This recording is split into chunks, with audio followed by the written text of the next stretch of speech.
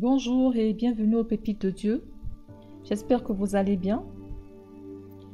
Alors, pourquoi êtes-vous encore en vie? Pourquoi es-tu encore en vie? T'es-tu déjà posé la question de savoir pourquoi tu es né dans cette génération? Pourquoi tu es né dans ce pays et pas dans un autre? Pourquoi tu es né dans cette famille et pas dans une autre? Aucun être humain dans le monde n'est une erreur. Nous avons tous été envoyés sur terre pour accomplir quelque chose de valeureux.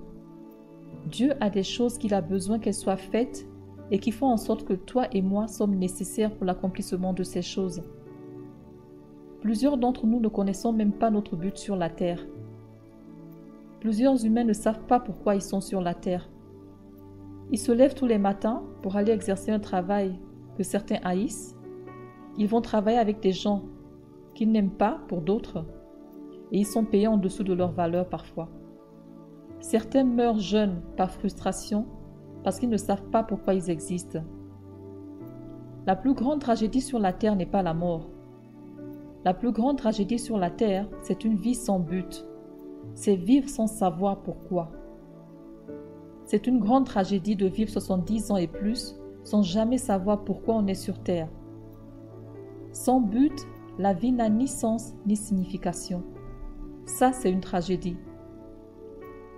La frustration de plusieurs d'entre nous réside sur la question de pourquoi suis-je sur la terre? Et certains ne savent pas que cette question est la source de leur frustration.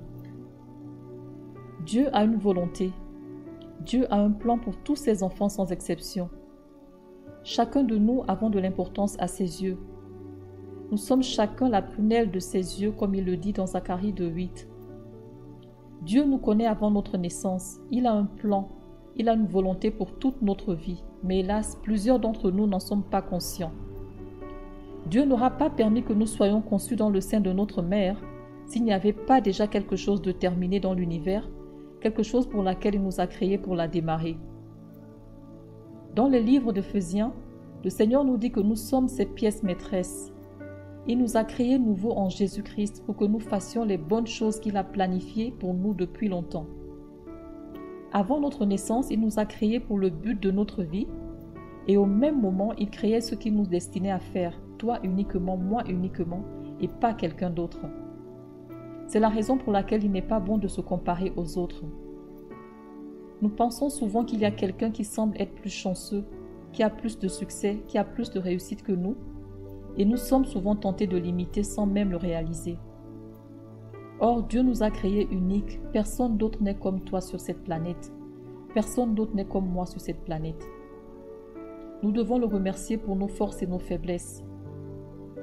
Lorsque nous prendrons conscience du fait que nous sommes uniques, nous serons plus à l'aise dans notre marche à la poursuite du but de notre vie, à la poursuite de ce pourquoi Dieu nous a créés.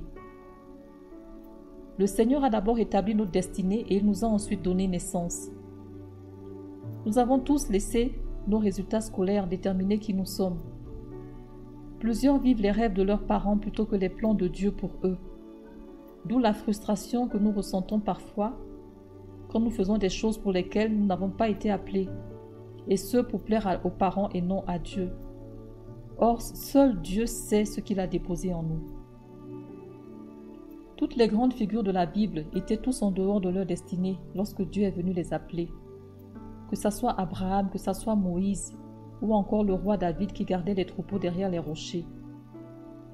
Ne laissons pas les autres nous influencer car nous risquons de passer à côté de beaucoup de miracles.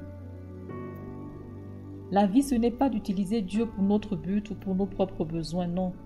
C'est plutôt que Dieu nous utilise pour son but, car il a un but. Il a une volonté pour notre vie.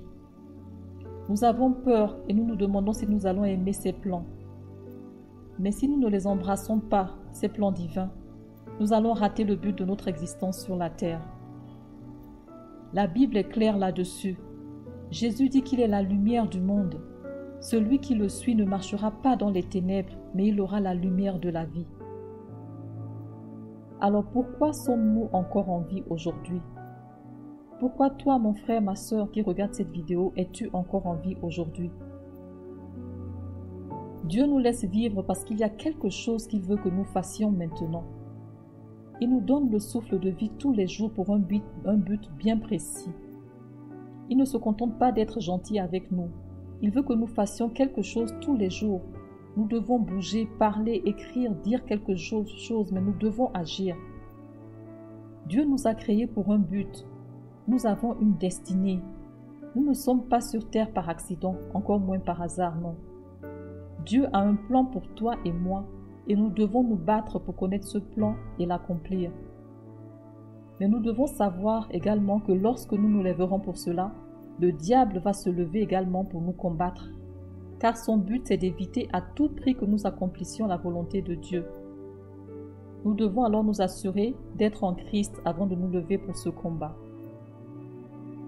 La première chose que Dieu nous dit dans sa parole, il nous dit « Soyez féconds ».